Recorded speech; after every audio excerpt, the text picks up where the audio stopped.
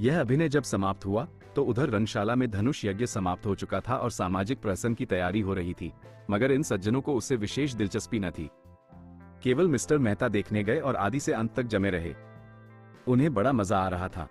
बीच बीच में तालियां बजाते थे और फिर कहो का आग्रह करके अभिनेताओं को प्रोत्साहन भी देते जाते थे। राय साहब ने इस प्रहसन में एक मुकदमेबाज देहाती जमींदार का खाका उड़ाया था। कहने को तो प्रहसन था, मगर करुणा से भरा हुआ।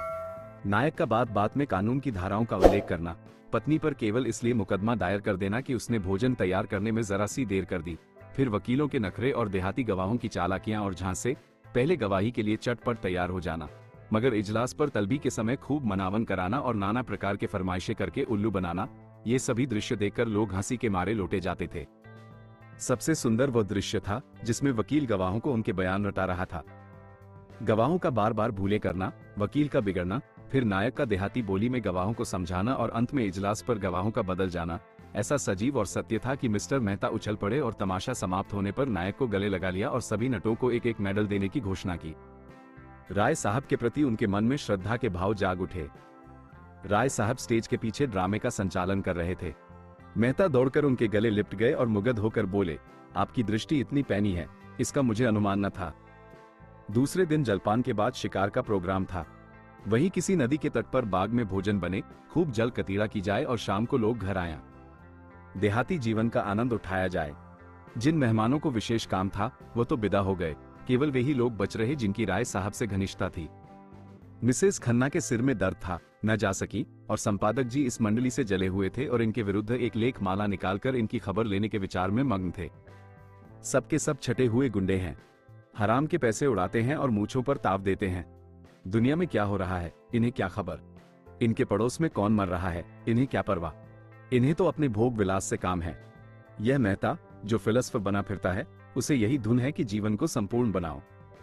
महीने में 1000 मार लेते हो, तुम्हें अख्तियार है, जीवन को संपूर्ण बनाओ या परिपूर्ण बनाओ। जिसको ये फिक्र दबाएं डालती है कि लड़कों का ब्याह कैसे हो या बीमार स्त्री के लिए वैद्य कैसे आए या अब की घर का किराया किसके घर से आएगा, वह अपना जीवन कैसे संपूर्ण बनाए। छूटे सांड बने दूसरों के खेत में मुंह मारते फिरते हो और समझते हो संसार में सब सुखी हैं। तुम्हारी आंखें तब खुलेंगी जब क्रांति होगी और तुमसे कहा जाएगा, बच्चा खेत में चलकर हल जोतो। तब देखें तुम्हारा जीवन कैसे संपूर्ण होता है। और वो जो है मालती, जो 72 घाटों का पानी पीकर भी मिस बनी फिरती है।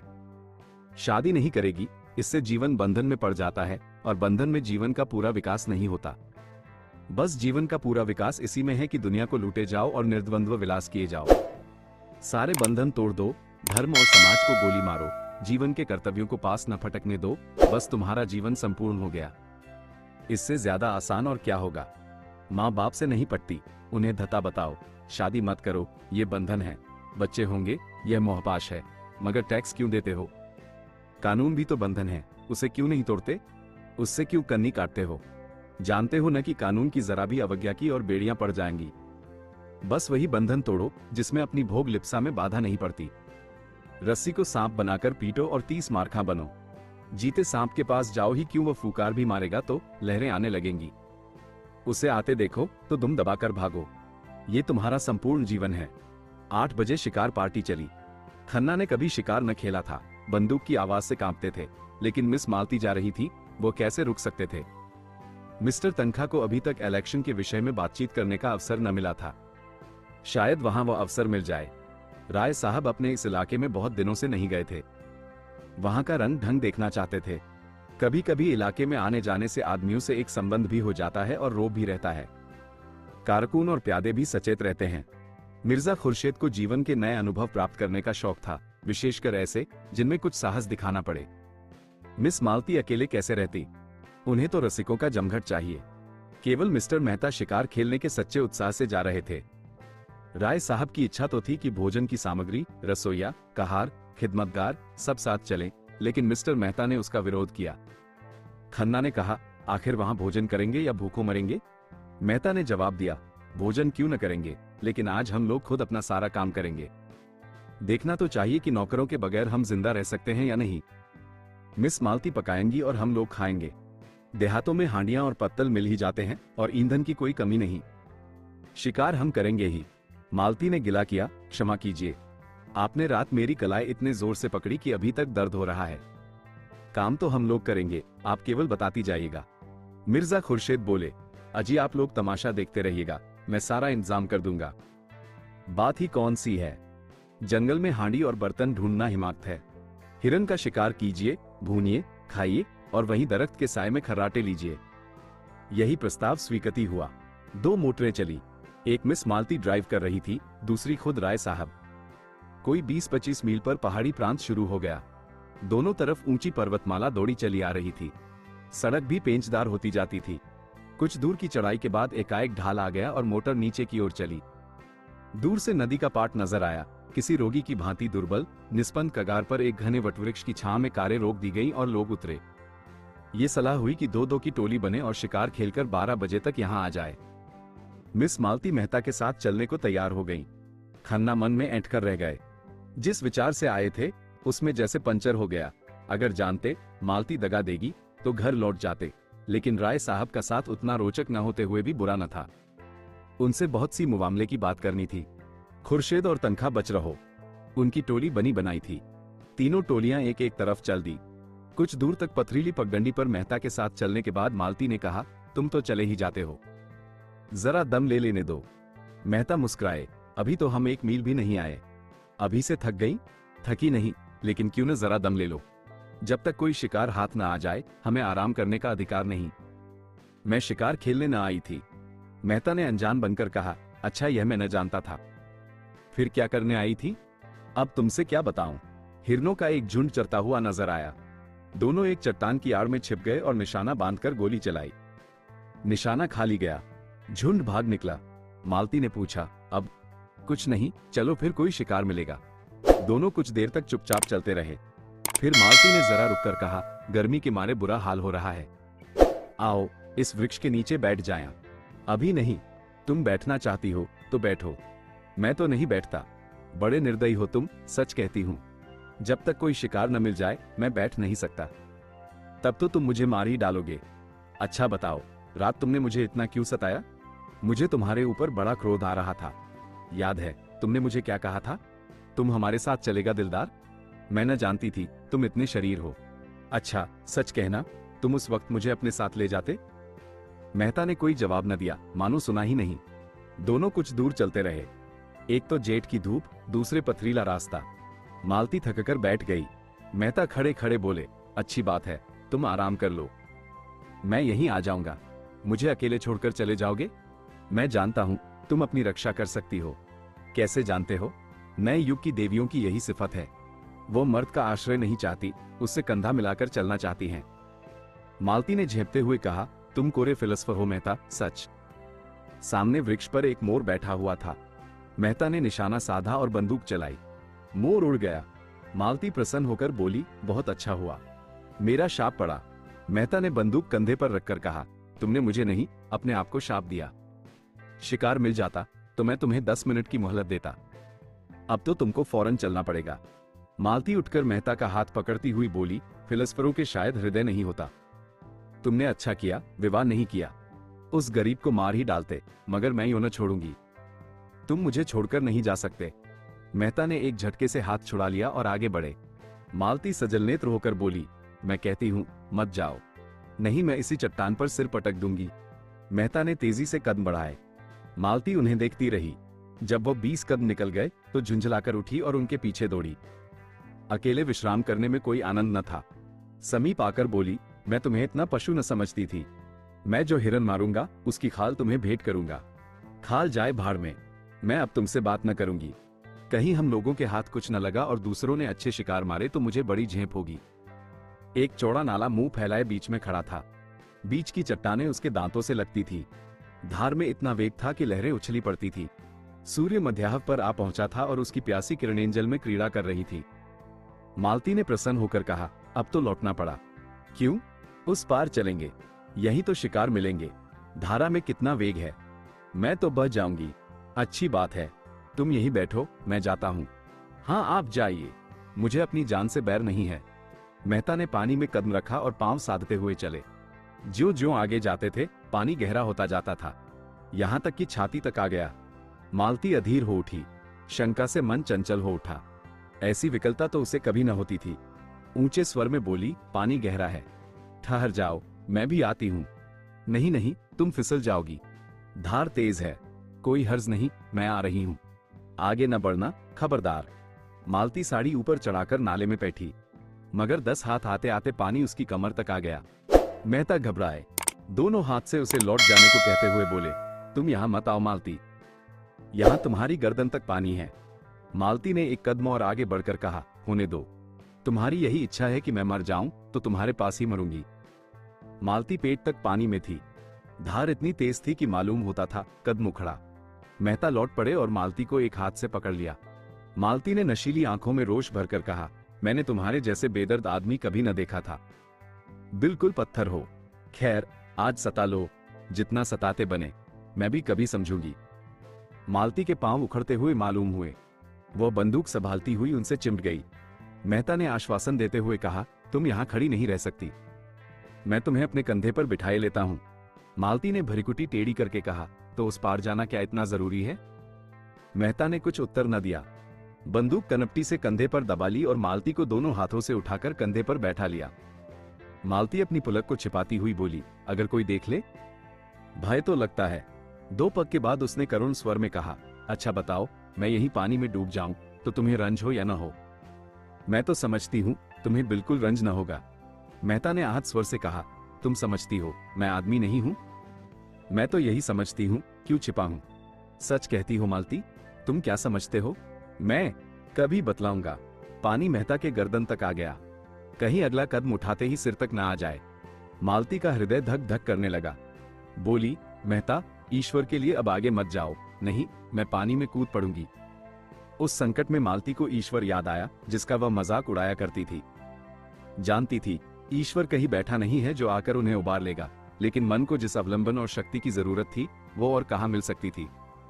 पानी कम होने लगा था। मालती ने प्रसन्न होकर कहा, अब तुम मुझे उतार दो। नहीं नहीं, चुपचाप बैठी रहो, कहीं आगे कोई गड़ा मिल जाए। तुम समझते होगे ये कितनी स्वार्थिनी है, मुझे इसकी मजदूरी दे देना। मालती के मन में गुदगुदी हुई, क्या मजदूरी लोगे? यही कि जब तुम्हें जीवन में ऐसा ही कोई अवसर आए तो मुझे बुला लेना। किनारे आ गए। मालती ने रेत पर अपनी साड़ी का पानी निचोड़ा, जूते का पानी निकाला, मुंह हाथ धोया, पर ये शब्द अपने रहस्यमय आशय के साथ उसके सामने नाचते रहे। उसने इस अनुभव का आनंद उठाते हुए कहा, यह दिन याद रहेगा। मेहता ने पूछा, तुम बहुत डर रही थी? पहले तो डरी, लेकिन फिर मुझे विश्वास हो गया कि तुम हम दोनों की रक्षा कर सकते हो। मेहता ने गर्व से मालती को देखा, इनके मुख पर परिश्रम की लाली के साथ तेज था। मुझे ये सुनकर कितना आनंद आ रहा है, तुम ये समझ सकोगी मालती? तुमने समझाया कब? उल्टे और जंगलों में घसीटते फिरते हो, और अभी फिर लौटती बार यही नाला पार करना पड़ेगा। तुमने कैसी आफत में जान डाल दी। मुझे तुम्हारे साथ रहना पड़े तो एक दिन न पटे। मेहता मुस्कुराए, इन शब्दों का संकेत खूब समझ रहे थे। तुम मुझे इतना दुष्ट समझती हो, और जो मैं कहूं कि तुमसे प्रेम करता हूं, मुझसे विवाह करोगी? ऐसे काट कठोर से कौन विवाह करेगा? रात दिन जलाकर मार डालोगे। और मधुर नेत्रों से देखा, मानी कह रही हो, इसका आशय तुम खूब समझते हो। इतने बुद्धू नहीं हो। मेहता ने जैसे सचेत होकर कहा, तुम सच कहती हो मालती, मैं किसी रमणी को प्रसन्न नहीं रख सकता। मुझसे कोई स्त्री प्रेम का स्वांग नहीं कर सकती। मैं इसके अंतस्तल तक पहुंच जाऊंगा, फिर मुझे उससे अरुचि हो जाएगी। मालती कांप उठी। इन शब्दों में कितना सत्य था। उसने पूछा, बताओ, तुम कैसे प्रेम से संतुष्ट होगे? बस यही कि जो मन में हो वही मुख पर हो। मेरे लिए रंग, प और हाव भाव और नाजो अंदाज का मूल्य इतना ही है जितना होना चाहिए। मैं वो भोजन चाहता हूं जिससे आत्मा की तृप्ति हो। उत्तेजक और शोषक पदार्थों की मुझे जरूरत नहीं। मालती ने ओठ सिकोड़कर ऊपर सांस खींचते हुए कहा, तुमसे कोई पेश न पाएगा, एक ही घाघ हो। अच्छा बताओ, मेरे विषय में तुम्हारा क्या ख्याल है? मेहता ने नटखटपन से मुस्कुराकर कहा, तुम सब कुछ कर सकती हो, बुद्धिमती हो, चतुर हो, प्रतिभावान हो, दयालु हो, चंचल हो, स्वाभिमानी हो, त्याग कर सकती हो, लेकिन प्रेम नहीं कर सकती। मालती ने पैनी दृष्टि से ताककर कहा, झूठे हो तुम, बिल्कुल झूठे। मुझे तुम्हारा ये दावा निस्सार मालूम होता है कि तुम नारी हृदय तक पहुंच जाते हो। दोनों नाले के किनारे किनारे चले जा रहे थे। 12 बज चुके थे, पर अब मालती को न विश्राम की इच्छा थी न लौटने की। आज के संभाषण में उसे एक ऐसा आनंद आ रहा था जो उसके लिए बिल्कुल नया था। उसने कितने ही विद्वानों और नेताओं को एक मुस्कान में, एक चितवन में, एक रसीले वाक्य में उल्लू बनाकर छोड़ दिया था। ऐसी बालू की दीवार पर वह जीवन का आधार नहीं रख सकती थी। आज उसे वह कठोर, ठोस, पत्थर सी भूमि मिल गई थी, जो फावड़ों से चिनगारियां निकाल रही थी और उसकी कठोरता उसे उत्तरोत्तर मोह लेती थी। धाया की आवाज हुई। एक लालसर नाले पर उड़ा जा रहा था। मेहता ने निशाना मारा। चिड़िया चोट खाकर भी कुछ दूर उड़ी, फिर बीच धार में गिर पड़ी और लहरों के साथ बहने लगी। अभी जाकर लाता हूं। जाती कहां है? ये कहने के साथ वह रेत में दौड़े और बंदूक किनारे पर रख गड़ाप से पानी में कूद पड़े और बहाव की ओर तैरने लगे, मगर आध मील तक पूरा जोर लगाने पर भी चिड़िया न पा सके। चिड़िया मरकर भी जैसे उड़ी जा रही थी। सहसा उन्होंने देखा, एक युवती किनारे की एक झोपड़ी से निकली, चिड़िया को बहते देखकर साड़ी को जांघों तक चढ़ाया और पानी में घुस पड़ी। एक क्षण में उसने चिड़िया पकड़ ली और मेहता को दिखाती हुई बोली, पानी से निकल जाओ बाबूजी, तुम्हारी चिड़िया ये है। मेहता युवती की चपलता और साहस देखकर मुग्ध हो गए। तुरंत किनारे की ओर हाथ चलाए और 2 मिनट में युवती के पास जा खड़े हुए। युवती का रंग था तो काला और वह भी गहरा, कपड़े बहुत ही मैले और फूहड़, आभूषण के नाम पर केवल हाथों में 2-2 मोटी चूड़ियां, सिर के बाल उलझे अलग अलग। मुखमंडल का कोई भाग ऐसा नहीं जिसे सुंदर या सुघड़ कहा जा सके, लेकिन उस स्वच्छ, निर्मल जलवायु ने उसके कालेपन में ऐसा लावण्य भर दिया था और प्रकृति की गोद में पलकर उसके अंग इतने सुडौल, सुगठित और स्वच्छंद हो गए थे कि यौवन का चित्र खींचने के लिए उससे सुंदर कोई रूप न मिलता। उसका सबल स्वास्थ्य जैसे मेहता के मन में बल और तेज भर रहा था। मेहता ने उसे धन्यवाद देते हुए कहा, तुम बड़े मौके से पहुंच गई, नहीं मुझे न जाने कितनी दूर तैरना पड़ता। युवती ने प्रसन्नता से कहा, मैंने तुम्हें तैरते आते देखा तो दौड़ी। शिकार खेलने आए होंगे? हाँ, आए तो थे शिकार ही खेलने, मगर दोपहर हो गया और यही चिड़िया मिली है। तेंदुआ मारना चाहो तो मैं उसका ठौर दिखा दूं। रात को यहाँ रोज पानी पीने आता है, कभी कभी दोपहर में भी आ जाता है। फिर जरा सकुचाकर सिर झुकाए बोली, उसकी खाल हमें देनी पड़ेगी। चलो मेरे द्वार पर, वहां पीपल की छाया है, यहाँ धूप में कब तक खड़े रहोगे? कपड़े भी तो गीले हो गए हैं। मेहता ने उसकी देह में चिपकी हुई गीली साड़ी की ओर देखकर कहा, तुम्हारे कपड़े भी तो गीले हैं। उसने लापरवाही से कहा, हमारा क्या, हम तो जंगल के हैं, दिन दिन भर धूप और पानी में खड़े रहते हैं, तुम थोड़े ही रह सकते हो। लड़की कितनी समझदार है और बिल्कुल गंवार। तुम खाल लेकर क्या करेगी? हमारे दादा बाजार में बेचते हैं, यही तो हमारा काम है। लेकिन दोपहरी यहाँ काटे तो तुम खिलाओगी क्या? युवती ने लजाते हुए कहा, तुम्हारे खाने लायक हमारे घर में क्या है? मक्के की रोटियां खाओ जो धरी हैं, चिड़िए का सालन पका दूंगी, तुम बताते जाना जैसे बनाना हो। थोड़ा सा दूध भी है। हमारी गैया को एक बार तेंदुए ने घेरा था, उसे सींगों से भगाकर भाग आई, तब से तेंदुआ उससे डरता है। लेकिन मैं अकेला नहीं हूं, मेरे साथ एक औरत भी है। तुम्हारी घरवाली होगी? नहीं, घरवाली तो अभी नहीं है, जान पहचान की है। तो मैं दौड़कर उनको बुला लाती हूँ, तुम चलकर छांव में बैठो। नहीं नहीं, मैं बुला लाता हूँ, तुम थक गए होगे, शहर का रहया जंगल में काहे आते होंगे, हम तो जंगली आदमी हैं, किनारे ही तो खड़ी होंगी। जब तक मेहता कुछ बोले वो हवा हो गई। मेहता ऊपर चढ़कर पीपल की छांव में बैठे। इस स्वच्छंद जीवन से उनके मन में अनुराग उत्पन्न हुआ। सामने की पर्वतमाला दर्शन तत्व की भांति अगम्य और अत्यंत फै हुई, मानो ज्ञान का विस्तार कर रही हो, मानो आत्मा उस ज्ञान को, उस प्रकाश को, उस अगम्यता को उसके प्रत्यक्ष विराट रूप में देख रही हो। दूर के एक बहुत ऊंचे शिखर पर एक छोटा सा मंदिर था, जो उस अगम्यता में बुद्धि की भांति ऊंचा पर खोया हुआ सा खड़ा था, मानो वहां तक पर मारकर पक्षी विश्राम लेना चाहता है और कहीं स्थान नहीं पाता। मेहता इन्हीं विचारों में डूबे हुए थे कि युवती मिस मालती को साथ लिए आ पहुंची। एक वन पुष्प की भांति धूप में खिली हुई, दूसरी गमले के फूल की भांति धूप में मुरझाई और निजीद। मालती ने बेदली के साथ कहा, पीपल की छांव बहुत अच्छी लग रही है क्या? और यहाँ भूख के मारे प्राण निकले जा रहे हैं। युवती 2 बड़े बड़े मटके उठा लाए और बोली, तुम जब तक यहीं बैठो, मैं अभी दौड़कर पानी लाती हूँ, फिर चूल्हा जला दूंगी, और मेरे हाथ का खाओ तो मैं एक क्षण में बोटियां सेक दूंगी। नहीं, अपने आप सेक लेना। हाँ, गेहूं का आटा मेरे घर में नहीं है और यहाँ कहीं कोई दुकान भी नहीं है कि ला दूं। मालती को मेहता पर क्रोध आ रहा था। बोली, तुम यहाँ क्यों आकर पड़ रहे? मेहता ने चिढ़ाते हुए कहा, एक दिन जरा इस जीवन का आनंद भी तो उठाओ। देखो, मक्के की रोटियों में कितना स्वाद है। मुझसे मक्के की रोटियां खाई ही न जाएंगी और किसी तरह निगल भी जाऊं तो हजम न होंगी। तुम्हारे साथ आकर मैं बहुत पछता रही हूं। रास्ते भर दौड़ा के मार डाला और अब यहां लाकर पटक दिया। मेहता ने कपड़े उतार दिए थे और केवल एक नीला जांघिया पहने बैठे हुए थे।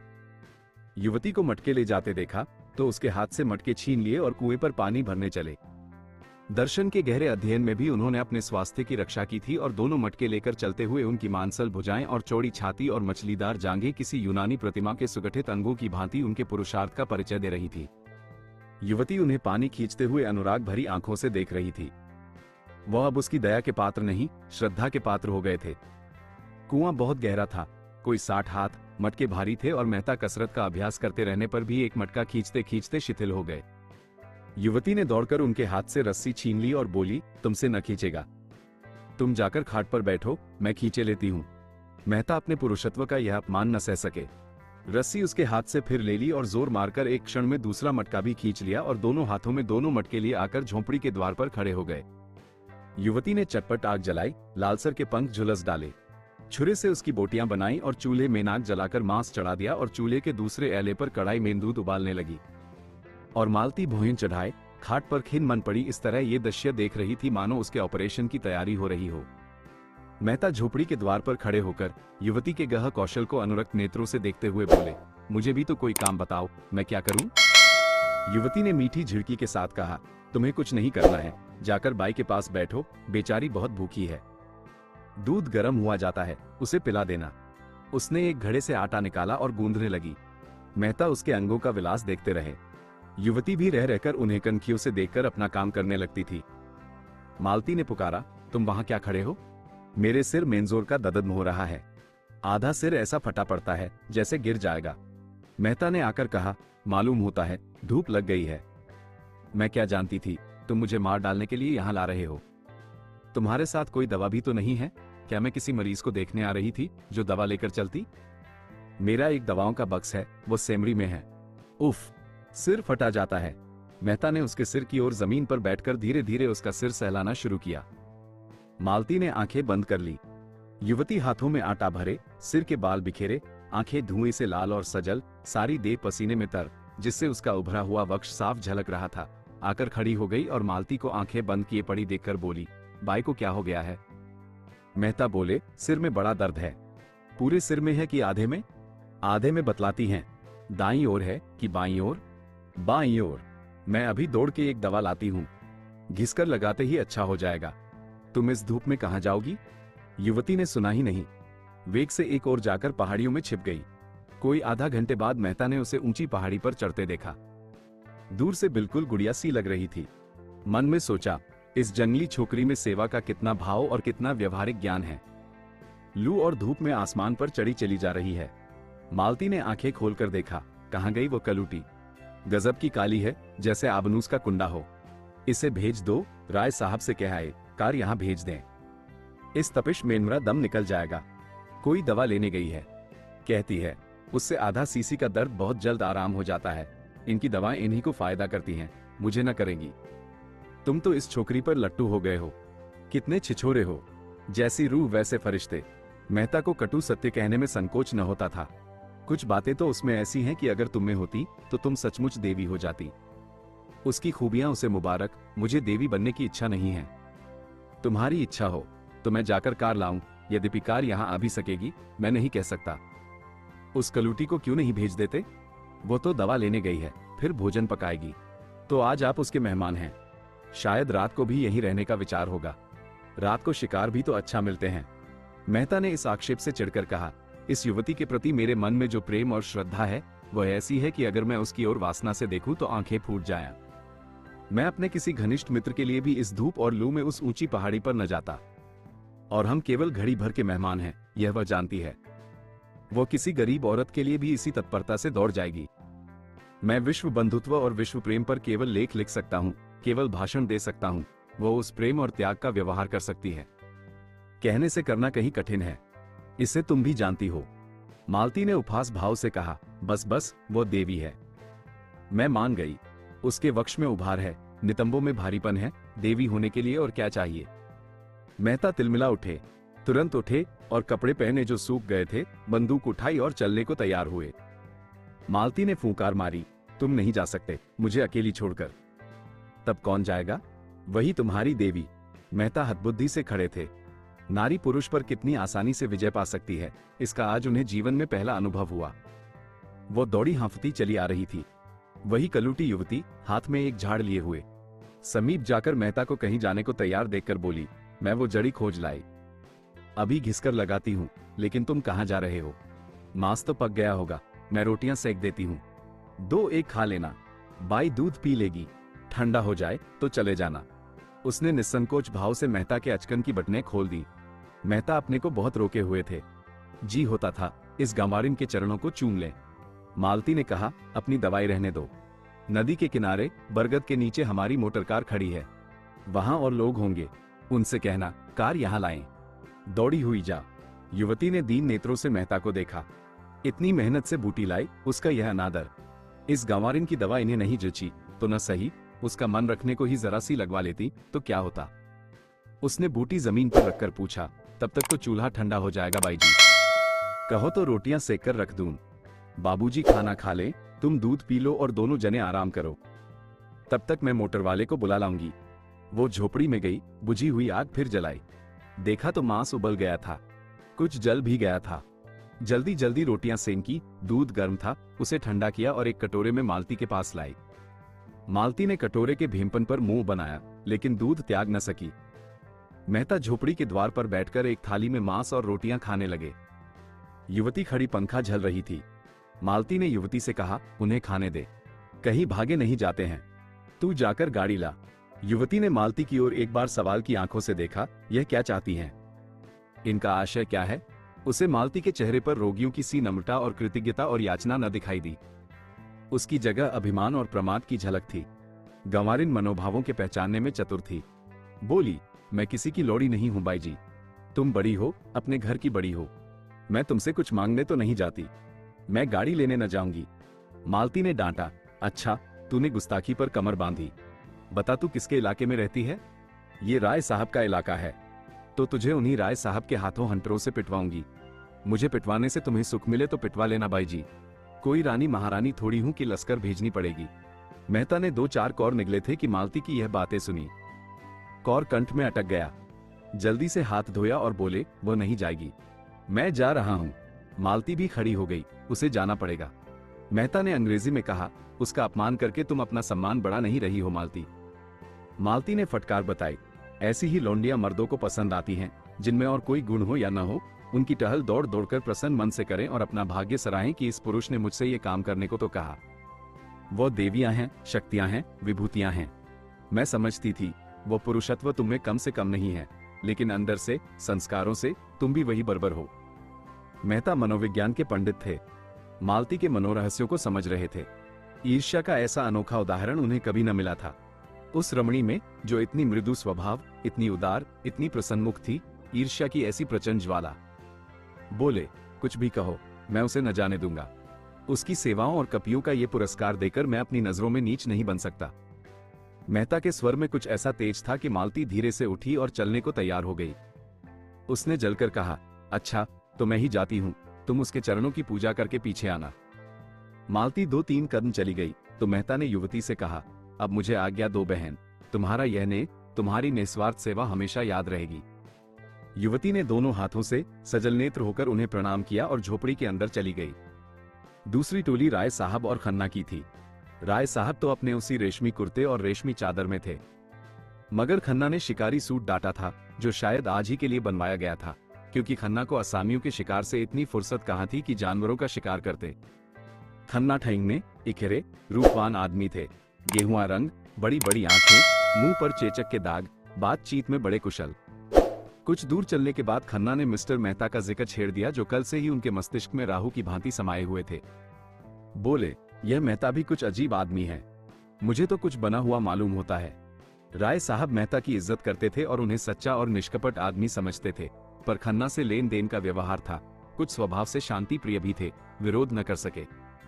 बोले, मैं तो उन्हें केवल मनोरंजन की वस्तु समझता हूँ, कभी उनसे बहस नहीं करता, और करना भी चाहूं तो उतनी विद्या कहां से लाऊं।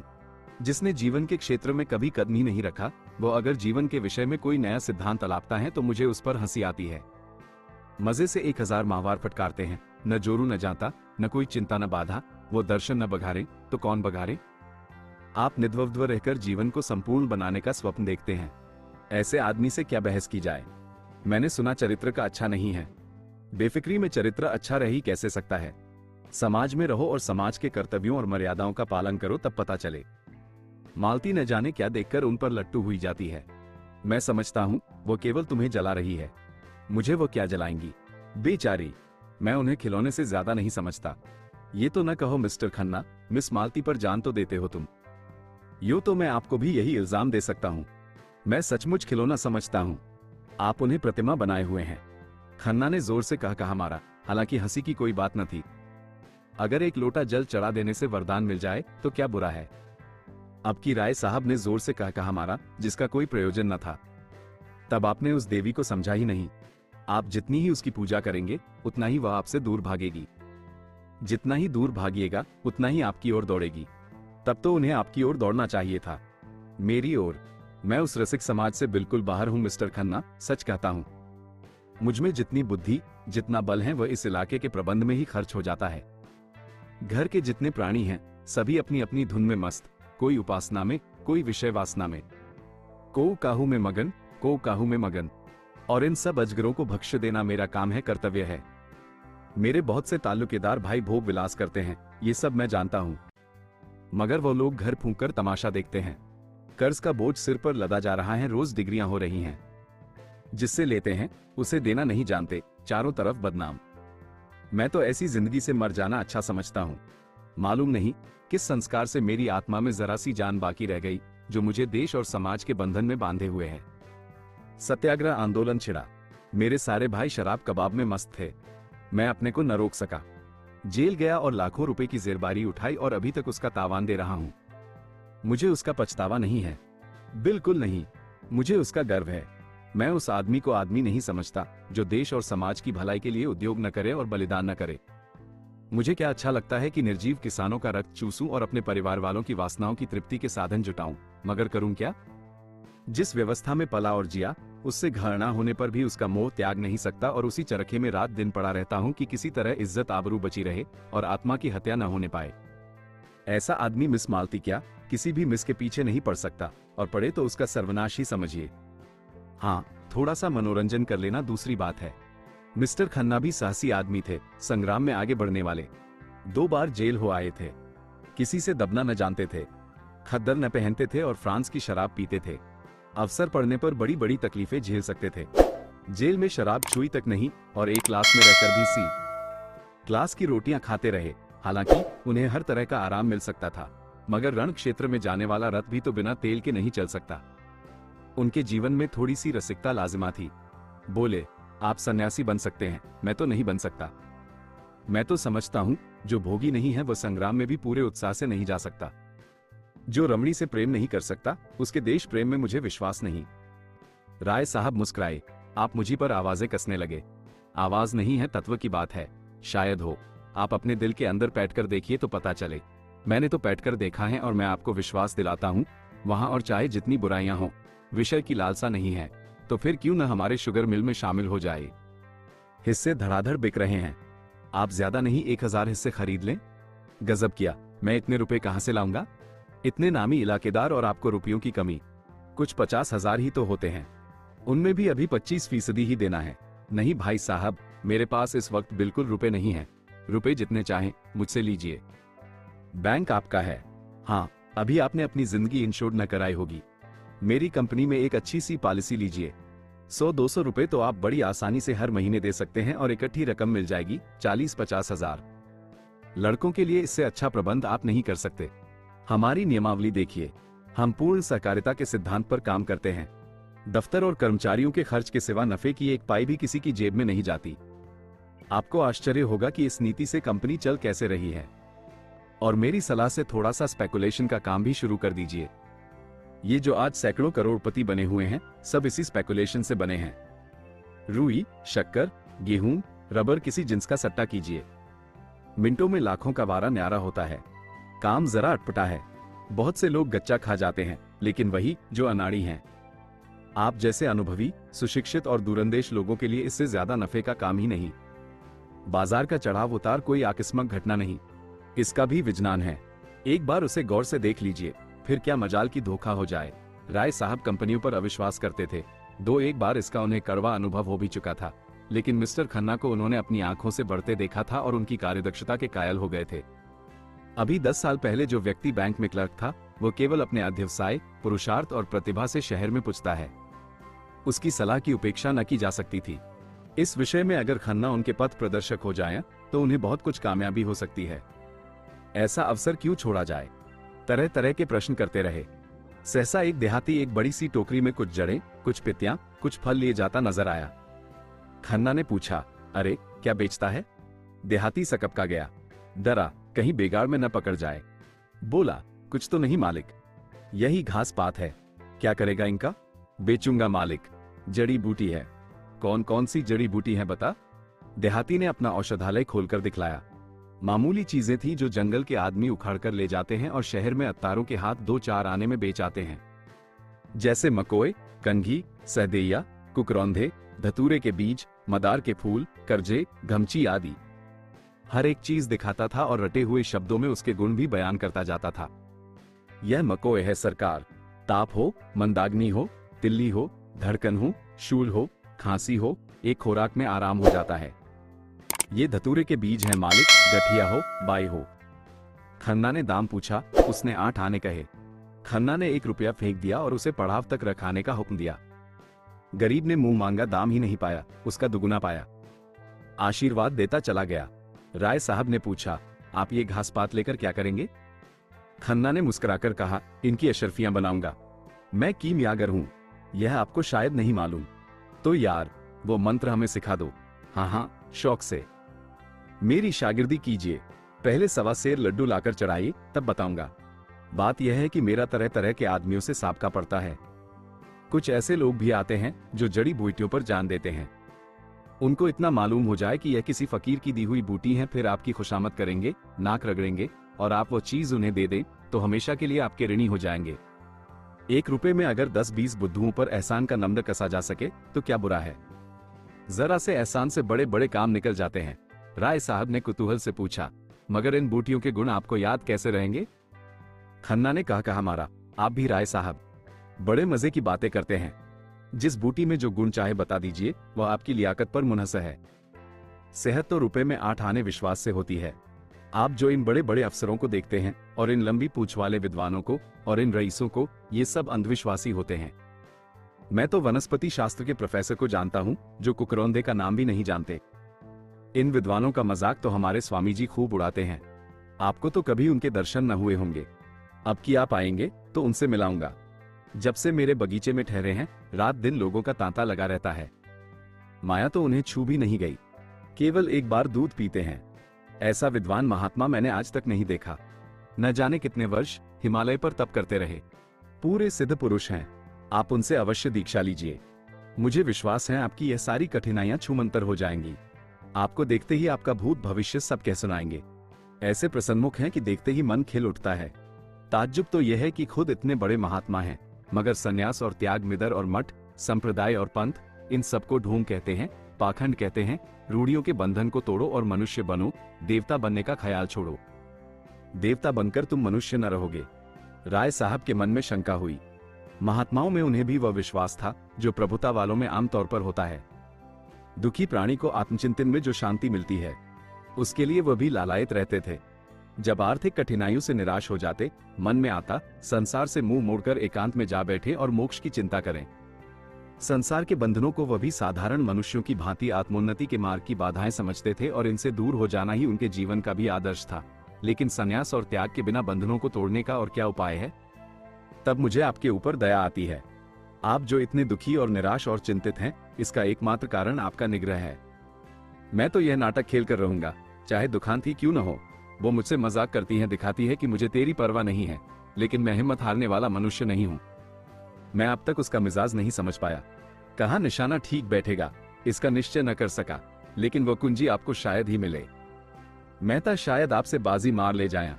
एक हिरन कई हिरनियों के साथ चल रहा था, बड़े सींगों वाला, बिल्कुल काला। राय साहब ने निशाना बांधा। खन्ना ने रोका, क्यों हत्या करते हो यार? बेचारा चल रहा है, चरने दो। धूप तेज हो गई है, आइए कहीं बैठ जाएं। आपसे कुछ बातें करनी है। राय साहब ने बंदूक चलाई, मगर हिरन भाग गया। बोले, एक शिकार मिला भी तो निशाना खाली गया। एक हत्या से बचे। आपके इलाके में ऊख होती है, बड़ी कसरत से। लेकिन जब वो सन्यास को ढोंग कहते हैं तो खुद क्यों सन्यास लिया है? उन्होंने सन्यास कब लिया है साहब? वो तो कहते हैं आदमी को अंत तक काम करते रहना चाहिए। विचार स्वातंत्र्य उनके उपदेशों का तत्व है। मेरी समझ में कुछ नहीं आ रहा है। विचार स्वातंत्र्य का आशय क्या है? समझ में तो मेरे भी कुछ नहीं आता। अब की आइए तो उनसे बातें हों। वो प्रेम को जीवन का सत्य कहते हैं और इसकी ऐसी सुंदर व्याख्या करते हैं कि मन मुग्ध हो जाता है। मिस मालती को उनसे मिलाया या नहीं? आप भी दिल लगी करते हैं। मालती को भला इनसे क्या मिलता? वाक्य पूरा न हुआ था कि वो सामने झाड़ी में सरसराहट की आवाज सुनकर चौंक पड़े और प्राण रक्षा की प्रेरणा से राय साहब के पीछे आ गए। झाड़ी में से एक तेंदुआ निकला और मंद गति से सामने की ओर चला। राय साहब ने बंदूक उठाई और निशाना बांधना चाहते थे कि खन्ना ने कहा, यह क्या करते हैं आप? ख्वामख्वा उसे छेड़ रहे हैं। कहीं लौट पड़े तो? लौट क्या पड़ेगा, वहीं ढेर हो जाएगा। तो मुझे उस टीले पर चढ़ जाने दीजिए। मैं शिकार का ऐसा शौकीन नहीं हूं। तब क्या शिकार खेलने चले थे? शामत और क्या? राय साहब ने बंदूक नीचे कर ली। बड़ा अच्छा शिकार निकल गया। ऐसे अवसर कम मिलते हैं। मैं तो अब यहां नहीं ठहर सकता। खतरनाक जगह है। एक आध शिकार तो मार लेने दीजिए। खाली हाथ लौटते शर्म आती है। आप मुझे कृपा करके कार के पास पहुंचा दीजिए। फिर चाहे तेंदुए का शिकार कीजिए या चीते का। आप बड़े डरपोक हैं मिस्टर खन्ना। सच, व्यर्थ में अपनी जान खतरे में डालना बहादुरी नहीं है। अच्छा, तो आप खुशी से लौट सकते हैं अकेला। रास्ता बिल्कुल साफ है। जी नहीं, आपको मेरे साथ चलना पड़ेगा। राय साहब ने बहुत समझाया मगर खन्ना ने एक न मानी। मारे भय के उनका चेहरा पीला पड़ गया था। उस वक्त अगर झाड़ी में से एक गिलहरी भी निकल आती तो वो चीख मारकर गिर पड़ते। बोटी बोटी कांप रही थी, पसीने से तर हो गए थे। राय साहब को लाचार होकर उनके साथ लौटना पड़ा। जब दोनों आदमी बड़ी दूर निकल आए तो खन्ना के होश ठिकाने आए। बोले, खतरे से नहीं डरता, लेकिन खतरे के मुंह में उंगली डालना हिमाकत है। अजी जाओ भी, जरा सा तेंदुआ देख लिया तो जान निकल गई। मैं शिकार खेलना उस जमाने का संस्कार समझता हूँ जब आदमी पशु था। तब से संस्कृति बहुत आगे बढ़ गई है। मैं मिस मालती से आपकी कलई खोलूंगा। मैं अहिंसावादी होना लज्जा की बात नहीं समझता। अच्छा, तो यह आपका अहिंसावाद था? शाबाश, खन्ना ने गर्व से कहा। जी हाँ, यह मेरा अहिंसावाद था। आप बुद्ध और शंकर के नाम पर गर्व करते हैं और पशुओं की हत्या करते हैं। लज्जा आपको आनी चाहिए, न कि मुझे। कुछ दूर दोनों फिर चुपचाप चलते रहे। तब खन्ना बोले, तो आप कब तक आएंगे? मैं चाहता हूं आप पॉलिसी का फॉर्म आज ही भर दें और शक्कर के हिस्सों का भी। मेरे पास दोनों फॉर्म भी मौजूद हैं। राय साहब ने चिंतित स्वर में कहा, जरा सोच लेने दीजिए। इसमें सोचने की जरूरत नहीं। तीसरी टोली मिर्जा खुर्शीद और मिस्टर तनखा की थी। मिर्जा खुर्शीद के लिए भूत और भविष्य सादे कागज की भांति था। वो वर्तमान में रहते थे। न भूत का पछतावा था, न भविष्य की चिंता। जो कुछ सामने आ जाता था उसमें जी जान से लग जाते थे। मित्रों की मंडली में वह विनोद के पुतले थे। काउंसिल में उनसे ज्यादा उत्साही मेंबर कोई न था। जिस प्रश्न के पीछे पड़ जाते मिनिस्टरों को रुला देते। किसी के साथ रियायत करना नहीं जानते थे। बीच बीच में परिहास भी करते जाते थे। उनके लिए आज जीवन था, कल का पता नहीं। गुस्सेवर भी ऐसे थे कि ताल ठोककर सामने आ जाते थे। नमटा के सामने दंडवत करते थे, लेकिन जहां किसी ने शान दिखाई और यह हाथ धोकर उसके पीछे पड़े। न अपना लेना याद रखते थे, न दूसरों का देना। शौक था शायरी का और शराब का। औरत केवल मनोरंजन की वस्तु थी। बहुत दिन हुए हृदय का दिवाला निकाल चुके थे। मिस्टर तनखा दांव पेंच के आदमी थे। सौदा पटाने में, मुआमला सुझाने में, अड़ंगा लगाने में, बालू से तेल निकालने में, गला दबाने में, दुम झाड़कर निकल जाने में बड़े सिद्धहस्त। कहिए रेत में नाव चला दें, पत्थर पर दूब उगा दें। ताल्लुकेदारों को महाजनों से कर्ज दिलाना, नई कंपनियां खोलना, चुनाव के अवसर पर उम्मीदवार खड़े करना, यही उनका व्यवसाय था। खासकर चुनाव के समय उनकी तकदीर चमकती थी। किसी पोड़े उम्मीदवार को खड़ा करते, दिलोजान से उसका काम करते और 10-20 हजार बना लेते। जब कांग्रेस का जोर था, कांग्रेस के उम्मीदवारों के सहायक थे। जब सांप्रदायिक दल का जोर हुआ तो हिंदू सभा की ओर से काम करने लगे। मगर इस उलटफेर के समर्थन के लिए उनके पास ऐसी दलीलें थी कि कोई उंगली न दिखा सकता था। शहर के सभी रईस, सभी हुकूम, सभी अमीरों से उनका याराना था। दिल में चाहे लोग उनकी नीति पसंद न करें, पर वह स्वभाव के इतने नम्र थे कि कोई मुंह पर कुछ न कह सकता था। मिर्जा खुर्शीद ने रूमाल से माथे का पसीना पोंछकर कहा, आज तो शिकार खेलने के लायक दिन नहीं है। आज तो कोई मुशायरा होना चाहिए था। वकील ने समर्थन किया, जी हां, वही बाग में बड़ी बहार रहेगी। थोड़ी देर के बाद मिस्टर तनखा ने मामले की बात छेड़ी। अब की चुनाव में बड़े बड़े गुल खिलेंगे। आपके लिए भी मुश्किल है। मिर्जा विरक्त मन से बोले, अब की मैं खड़ा ही न हूंगा। तनखा ने पूछा, क्यों? मुफ्त की बकबक कौन करे, फायदा ही क्या? मुझे अब इस डेमोक्रेसी में भक्ति नहीं रही। जरा सा काम और महीनों की बहस। हाँ, जनता की आंखों में धूल झोंकने के लिए अच्छा स्वांग है। इससे तो कहीं अच्छा है कि एक गवर्नर रहे, चाहे वह हिंदुस्तानी हो या अंग्रेज, इससे बहस नहीं। एक इंजन जिस गाड़ी को बड़े मजे से हजारों मील खींच ले जा सकता है, उसे 10,000 आदमी मिलकर भी उतनी तेजी से नहीं खींच सकते। मैं तो ये सारा तमाशा देखकर काउंसिल से बेजार हो गया हूं। मेरा बस चले तो काउंसिल में आग लगा दूं। जिसे हम डेमोक्रेसी कहते हैं, वह व्यवहार में बड़े बड़े व्यापारियों और जमींदारों का राज्य है और कुछ नहीं। चुनाव में वही बाजी ले जाता है जिसके पास रुपए हैं। रुपए के जोर से उसके लिए सभी सुविधाएं तैयार हो जाती हैं। बड़े बड़े पंडित, बड़े बड़े मौलवी, बड़े बड़े लिखने और बोलने वाले, जो अपनी जबान और कलम से पब्लिक को जिस तरफ चाहे फेर दे, सभी सोने के देवता के पैरों पर माथा रगड़ते हैं। मैंने तो इरादा कर लिया है, अब इलेक्शन के पास न जाऊंगा। मेरा प्रोपेगेंडा अब डेमोक्रेसी के खिलाफ होगा। मिर्जा साहब ने कुरान की आयतों से सिद्ध किया कि पुराने जमाने के बादशाहों के आदर्श कितने ऊंचे थे। आज तो हम उसकी तरफ ताक भी नहीं सकते। हमारी आंखों में चकाचंद आ जाएगी। बादशाह को खजाने की एक कौड़ी भी निजी खर्च में लाने का अधिकार न था। वो किताबें नकल करके, कपड़े सीकर, लड़कों को पढ़ाकर अपना गुजर करता था। मिर्जा ने आदर्श महिपों की एक लंबी सूची गिना दी। कहां तो वह प्रजा को पालने वाला बादशाह, और कहां आजकल के मंत्री और मिनिस्टर। 5, 6, 7, 8 हजार माहवार मिलना चाहिए। ये लूट है या डेमोक्रेसी? हिरनों का एक झुंड चरता हुआ नजर आया। मिर्जा के मुख पर शिकार का जोश चमक उठा। बंदूक संभाली और निशाना मारा। एक काला सा हिरन गिर पड़ा। वह मारा। इस उन्मत्त ध्वनि के साथ मिर्जा भी बेतहाशा दौड़े, बिल्कुल बच्चों की तरह उछलते कूदते, तालियां बजाते। समीप ही एक वृक्ष पर एक आदमी लकड़ियां काट रहा था। वो भी चटपट वृक्ष से उतरकर मिर्जाजी के साथ दौड़ा। हिरन की गर्दन में गोली लगी थी, उसके पैरों में कंपन हो रहा था और आंखें पथरा गई थी। लकड़हारे ने हिरन को करुण नेत्रों से देखकर कहा, अच्छा पट्टा था, मन भर से कम न होगा। हुक्म हो तो मैं उठाकर पहुंचा दूं? मिर्जा कुछ बोले नहीं। हिरन की टंगी हुई, दीन वेदना से भरी आंखें देख रहे थे। अभी 1 मिनट पहले इसमें जीवन था। जरा सा पत्ता भी खड़कता तो कान खड़े करके चौकड़ियां भरता हुआ निकल भागता। अपने मित्रों और बाल बच्चों के साथ ईश्वर की उगाई हुई घास खा रहा था, मगर अब निस्पंद पड़ा है। उसकी खाल उधेड़ लो, उसकी बोटियां कर डालो, उसका कीमा बना डालो, उसे खबर न होगी। उसके क्रीड़ामय जीवन में जो आकर्षण था, जो आनंद था, वो क्या इस निर्जीव शव में है? कितनी सुंदर गठन थी, कितनी प्यारी आंखें, कितनी मनोहर छवि। उसकी छलांगे हृदय में आनंद की तरंगे पैदा कर देती थी। उसकी चौकड़ियों के साथ हमारा मन भी चौकड़ियां भरने लगता था। उसकी स्फूर्ति जीवन सा बिखेरती चलती थी, जैसे फूल सुगंध बिखेरता है। लेकिन अब उसे देखकर ग्लानि होती है। लकड़हारे ने पूछा, कहां पहुंचाना होगा मालिक? मुझे भी 2-4 पैसे दे देना। मिर्जाजी जैसे ध्यान से चौंक पड़े। बोले, अच्छा उठा ले। कहां चलेगा? जहां हुक्म हो मालिक। नहीं, जहां तेरी इच्छा हो वहां ले जा। मैं तुझे देता हूं। लकड़हारे ने मिर्जा की ओर कुतूहल से देखा। कानों पर विश्वास न आया। अरे नहीं मालिक, हुजूर ने शिकार किया है तो हम कैसे खा लें? नहीं नहीं, मैं खुशी से कहता हूं, तुम इसे ले जाओ। तुम्हारा घर यहां से कितनी दूर है? कोई आधा कोस होगा मालिक। तो मैं भी तुम्हारे साथ चलूंगा, देखूंगा तुम्हारे बाल बच्चे कैसे खुश होते हैं। ऐसे तो मैं न ले जाऊंगा सरकार। आप इतनी दूर से आए, इस कड़ी धूप में शिकार किया, मैं कैसे उठा ले जाऊं? उठा उठा, देर न कर। मुझे मालूम हो गया तू भला आदमी है।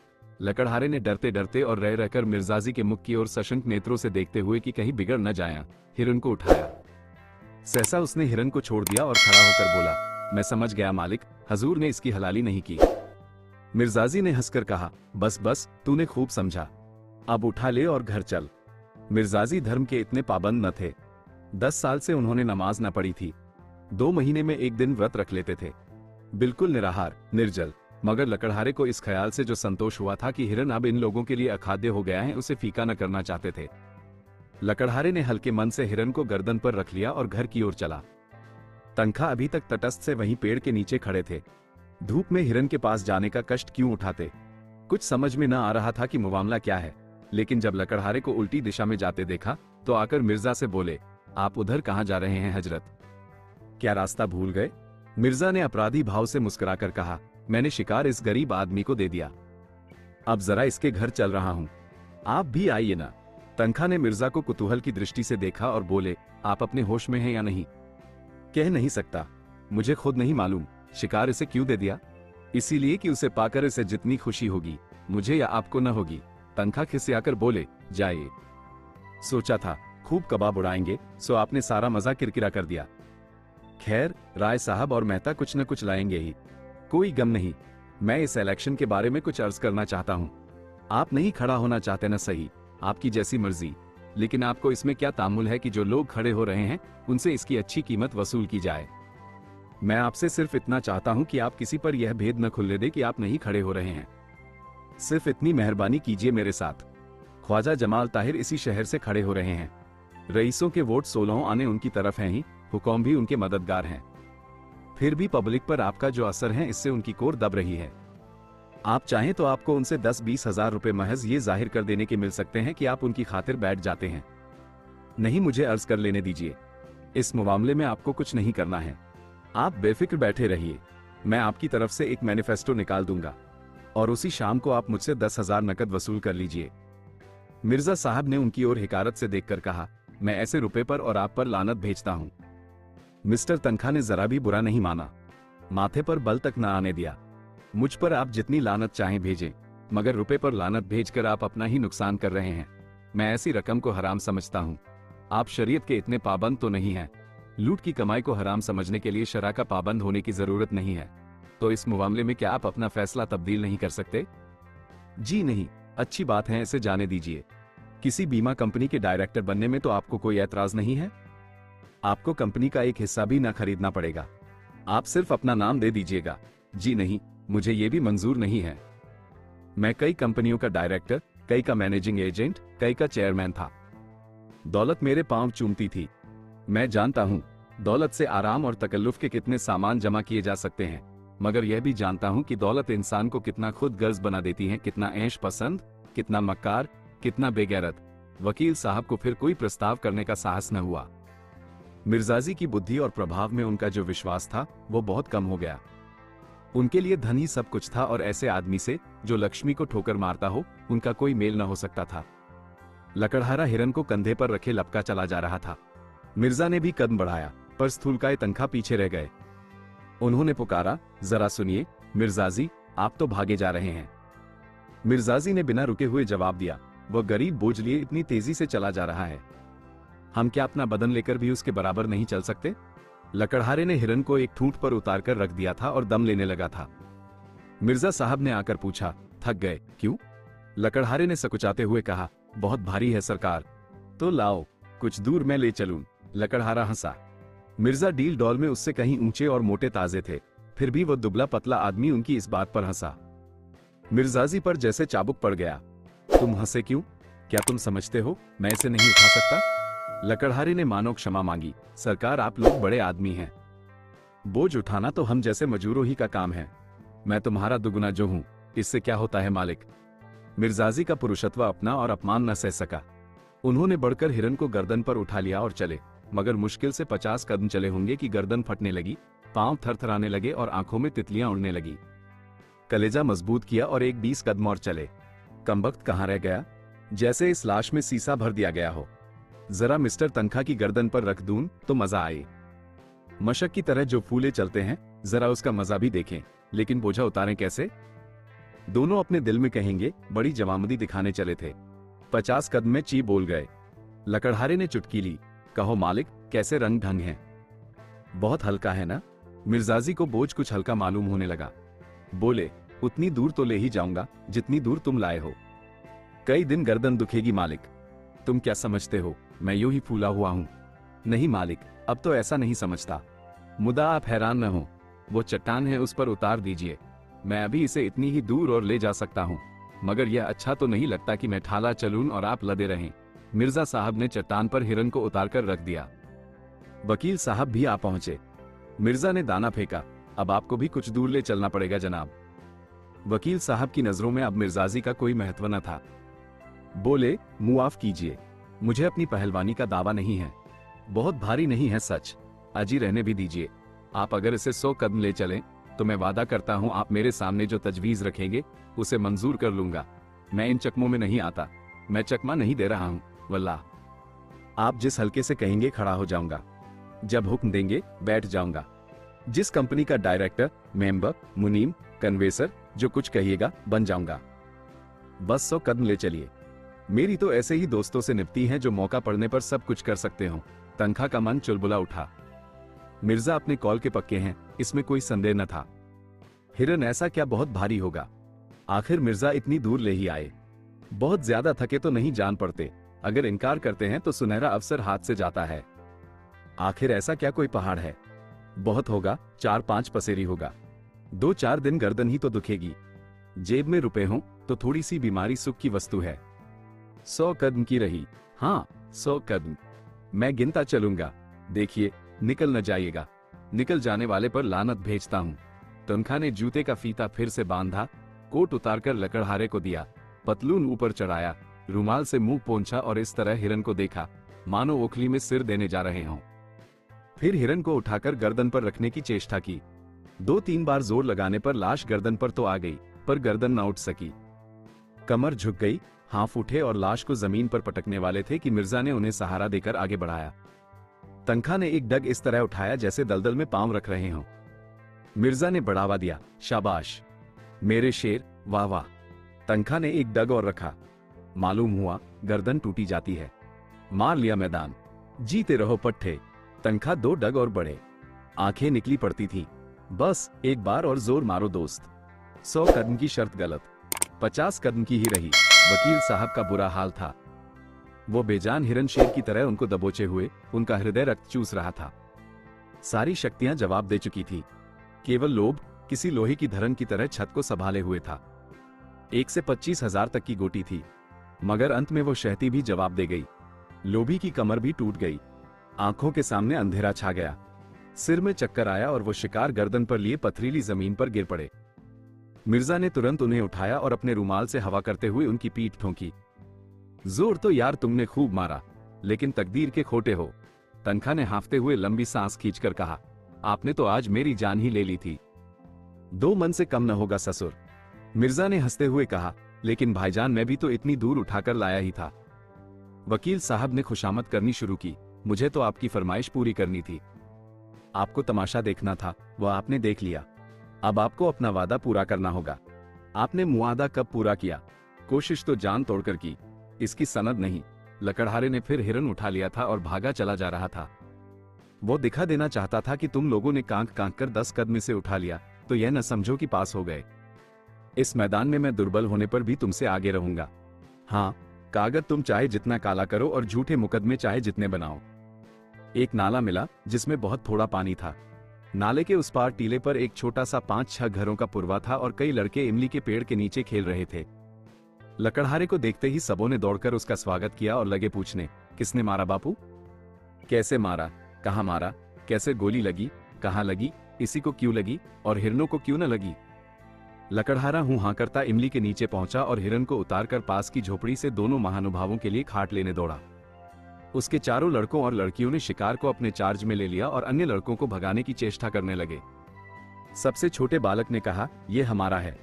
उसकी बड़ी बहन ने, जो 14-15 साल की थी, मेहमानों की ओर देखकर छोटे भाई को डांटा, चुप, नहीं सिपाही पकड़ ले जाएगा। मिर्जा ने लड़के को छेड़ा, तुम्हारा नहीं हमारा है। बालक ने हिरन पर बैठकर अपना कब्जा सिद्ध कर दिया और बोला, बापू तो लाए हैं। बहन ने सिखाया, कह दे भैया तुम्हारा है। इन बच्चों की मां बकरी के लिए पत्तियां तोड़ रही थी।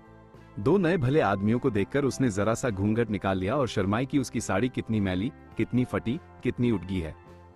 वो इस वेश में मेहमानों के सामने कैसे जाए, और गए बिना काम नहीं चलता। पानी वानी देना है। अभी दोपहर होने में कुछ कसर थी, लेकिन मिर्जा साहब ने दोपहरी इसी गांव में काटने का निश्चय किया। गांव के आदमियों को जमा किया, शराब मंगवाई, शिकार पका, समीप के बाजार से घी और मैदा मंगाया और सारे गांव को भोज दिया। छोटे बड़े स्त्री पुरुष सबों ने दावत उड़ाई। मर्दों ने खूब शराब पी और मस्त होकर शाम तक गाते रहे। और मिर्जाजी बालकों के साथ बालक, शराबियों के साथ शराबी, बूढ़ों के साथ बूढ़े, जवानों के साथ जवान बने हुए थे। इतनी देर में सारे गांव से उनका इतना घनिष्ठ परिचय हो गया था, मानो यहीं के निवासी हों। लड़के तो उन पर लदे पड़ते थे। कोई उनकी फूंदनेदार टोपी सिर पर रखे लेता था, कोई उनकी राइफल कंधे पर रखकर अकड़ता हुआ चलता था, कोई उनकी कलाई की घड़ी खोलकर अपनी कलाई पर बांध लेता था। मिर्जा ने खुद खूब देशी शराब पी और झूम झूम कर जंगली आदमियों के साथ गाते रहे। जब ये लोग सूर्यास्त के समय यहाँ से विदा हुए तो गांव भर के नर नारी इन्हें बड़ी दूर तक पहुंचाने आए। कई तो रोते थे। ऐसा सौभाग्य उन गरीबों के जीवन में शायद पहली ही बार आया हो कि किसी शिकारी ने उनकी दावत की हो। जरूर यह कोई राजा है, नहीं तो इतना दरियाव दिल किसका होता है। इनके दर्शन फिर काहे को होंगे। कुछ दूर चलने के बाद मिर्जा ने पीछे फिरकर देखा और बोले, बेचारे कितने खुश थे। काश मेरी जिंदगी में ऐसे मौके रोज आते। आज का दिन बड़ा मुबारक था। तनखा ने बेरुखी के साथ कहा, आपके लिए मुबारक होगा, मेरे लिए तो मनहूस ही था। मतलब की कोई बात न हुई। दिन भर जंगलों और पहाड़ों की खाक छानने के बाद अपना सा मोल लिए लौट जाते हैं। मिर्जा ने निर्दयता से कहा, मुझे आपके साथ हमदर्दी नहीं है। दोनों आदमी जब बरगद के नीचे पहुंचे तो दोनों टोलियां लौट चुकी थी। मेहता मुंह लटकाए हुए थे। मालती विमनसी अलग बैठी थी, जो नई बात थी। राय साहब और खन्ना दोनों भूखे रह गए थे और किसी के मुंह से बात न निकलती थी। वकील साहब इसलिए दुखी थे कि मिर्जा ने उनके साथ बेवफाई की। अकेले मिर्जा साहब प्रसन्न थे और वो प्रसन्नता अलौकिक थी।